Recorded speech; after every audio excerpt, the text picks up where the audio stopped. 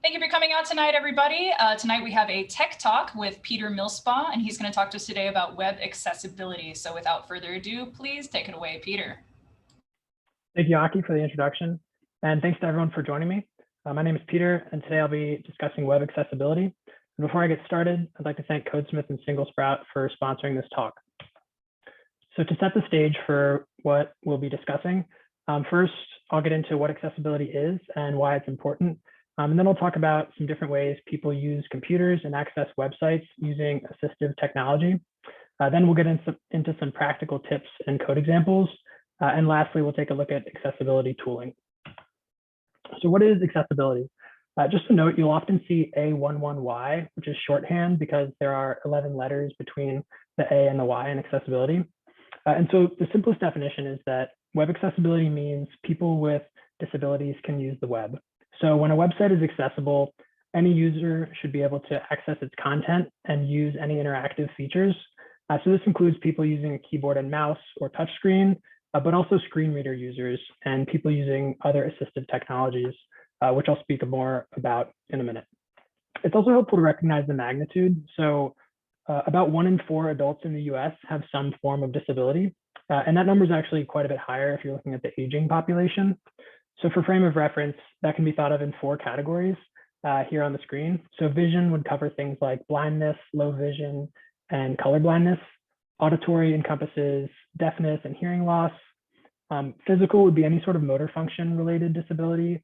For example, someone might not be able to use a mouse and they'd have to rely on their keyboard alone to navigate a website.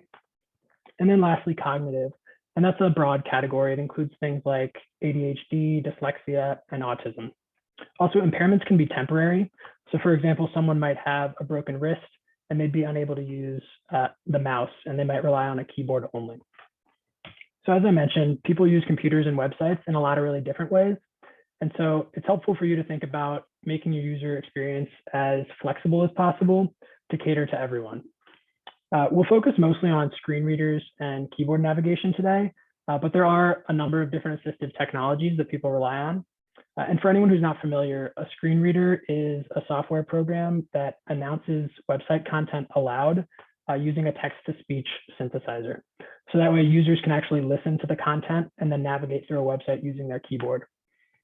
Some of the most popular screen readers are VoiceOver, which comes built into Mac operating system. NVDA is a free open source Windows screen reader, and that's the one I've tested out on my computer. And then JAWS is a paid screen reader, and it's actually the most widely used. So that's a good one to be aware of. I'd encourage you to try it yourself. It can actually be really interesting to pull up a screen reader and see what that experience is like, just to get a sense for the user experience. The last thing I'll cover before getting into some practical code examples is why we should be thinking about accessibility. So first and foremost, definitely anyone should be able to use any website regardless of ability. And that's sort of driving the conversation and why we should be incorporating accessibility into our websites. But there are certainly selfish reasons too. One is that if you're building an accessible user experience, different features end up benefiting all users. So a really good example of this is video captions. For example, if you're adding captions and transcripts to your site for users with hearing loss, that can be really handy for someone, say, on an airplane without headphones, and they want to watch your video and rely on captions. You can also reach a broader user base. And then lastly, there are some legal issues around accessibility compliance. So that's another thing to keep in mind. Now turning to some code examples. The first and one of the biggest takeaways is to try to use Semantic HTML wherever possible. And actually, HTML is very accessible by default. Often we get ourselves into trouble when we add custom complex styling using CSS and adding a lot of JavaScript to our websites. So HTML elements like header and main contain accessibility information and also convey meaning about the content. And then things like buttons and anchor links have accessibility information and also some built-in functionality like click event handlers, styling for hover and focus states, things like that. And this semantic HTML is really important because a screen reader user, for example, will hear the role and name of a button announced when they're going through a website.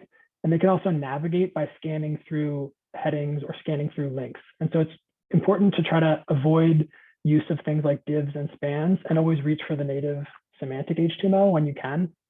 That being said, though, if native HTML styling conflicts with your brand identity, you can still make custom elements accessible using ARIA. ARIA stands for Accessible Rich Internet Applications, and it is a spec put out by the W3C for adding accessibility information to your markup. And that comes in the form of HTML attributes. This only affects the accessibility tree and not the DOM. And for anyone not familiar, the accessibility tree is a browser API, pretty similar to the DOM. It's a tree structure, but it only contains accessibility content. And that's actually what screen readers parse through to announce the content of a website to a user. So ARIA attributes allow you to specify roles, states, and properties. A role would be what the element is or does, for example, a button. A state would be related to element lifecycle. For example, if an input is checked, like an input checkbox is checked. And then properties allow you to add any additional information. For example, if you have a required form input, you could add an ARIA required attribute. So this code snippet on the screen here shows how you might make a custom button using a div in JSX. And you'll notice ARIA attributes for role and label, and then also tab index and a couple event handlers here. So it can actually be quite a bit of overhead creating your own accessible components, but it definitely is possible.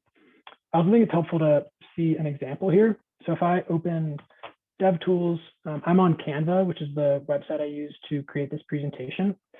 And if you see on the nav bar here, there's this download button at the top. And if we hover over the button, you can see some accessibility information, including a name of download, a role of button, and that it is keyboard focusable. And these three things are really important for screen readers because a screen reader will announce the name and role, and it'll only actually be reachable by a user if they can get to it with their keyboard. So if it is keyboard focusable. So if I click that element and go to the accessibility tab in elements, you can see the accessibility tree that I mentioned. And so this is what a screen reader would traverse and announce to a user. And you can also see ARIA attributes and properties. So with this button, for example, Canva just added an icon to visually indicate that it's a download button. But for anyone who's not able to see that visual cue, they would also need to know that it's a download button. So Canva went ahead and added an ARIA label of download. And that way users know that it's a download button.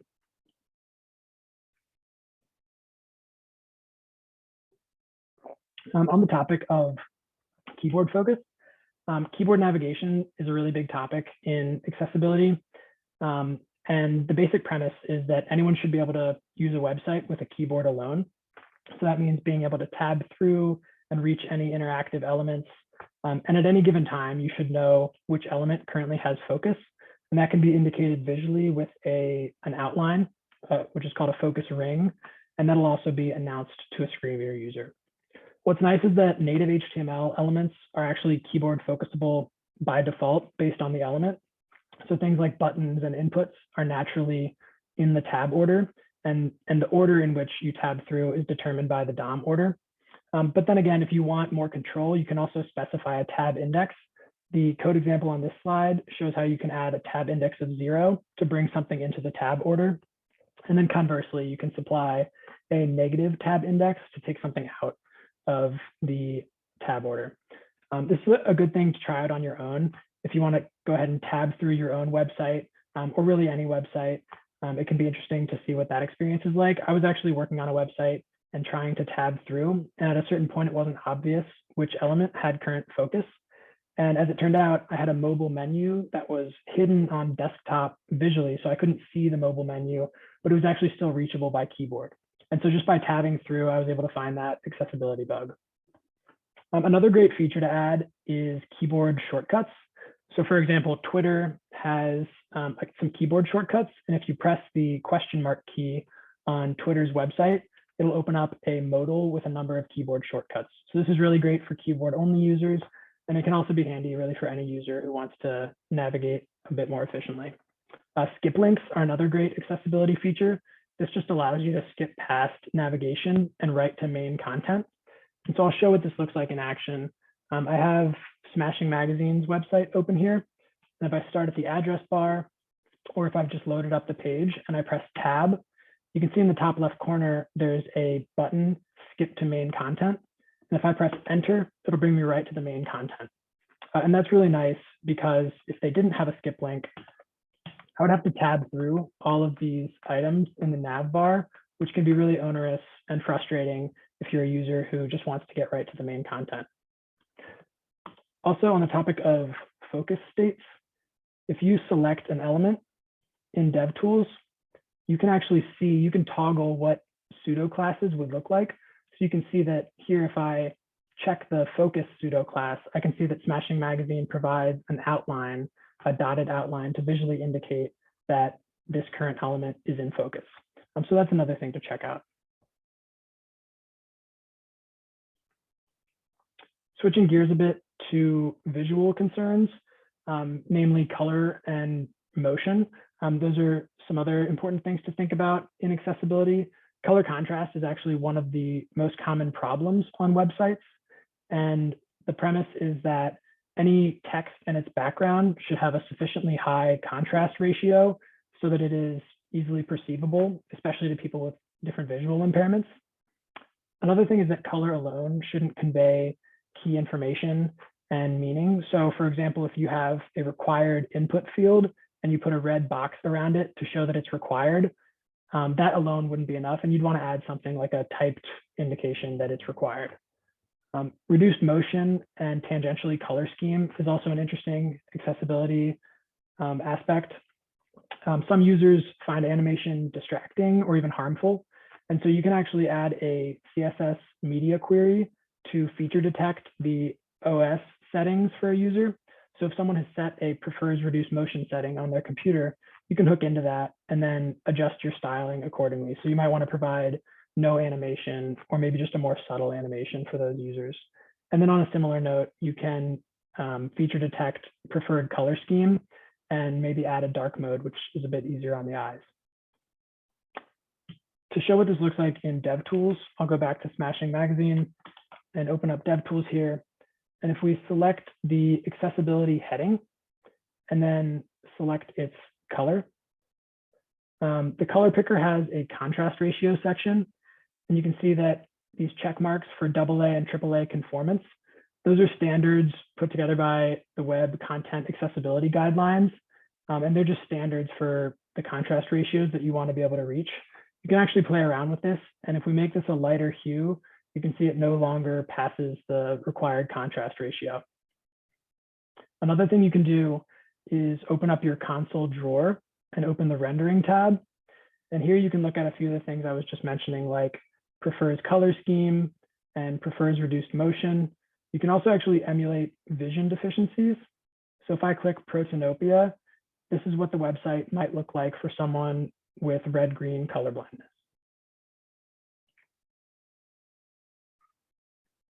The last thing I'll discuss is accessibility tooling. And there are so many great developer tools out there in accessibility, many more than I could list on this slide. But just to get you started, one thing you can do is run a full website audit using something like Lighthouse, which I'll show in a second here. Also, you can use the dev tools I've been demoing in Chrome, but the Firefox dev tools are also fantastic. You can also use VS Code extensions and browser extensions, and there are linters available. And then lastly, component libraries. So if you're using something like Adobe's React Spectrum to style your website, they've actually been really thoughtful about accessibility. So that's a good way to get started. And even if you're creating your own custom components, component libraries can be a good reference point if you want to see how to make something accessible. Like, for example, what an accessible modal would look like. So that can be a good thing to check out. And just to show you what Lighthouse looks like, if I go back here to Smashing Magazine, there's a Lighthouse panel that comes with Chrome DevTools, and you can run audits on a number of different dimensions. I'll just generate an accessibility report here. And what it does is runs a suite of automated tests and gives you an accessibility score and a few actionable insights about anything you should improve related to your accessibility on your site. And so that way you can run these tests and check what are sort of the easily fixable features that I can go through on my site. And so here you can see Smashing Magazine does quite well on this. They've been thoughtful about accessibility, but they do have a couple of pointers here. So for example, the color contrast is not sufficient on these nav bar elements. And that's really helpful because that's something I wouldn't have been able to pick up on visually, but it might be hard for certain users to perceive that. Axe DevTools is another one you can download. It's actually what Lighthouse uses under the hood, and it's one of the leaders in the accessibility tooling space. So that's another tool to keep in mind.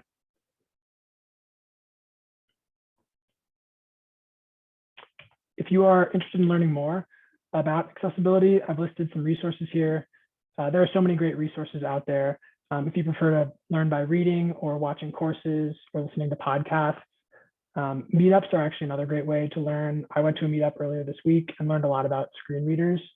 And that's a great way to learn and also connect with other people who are interested.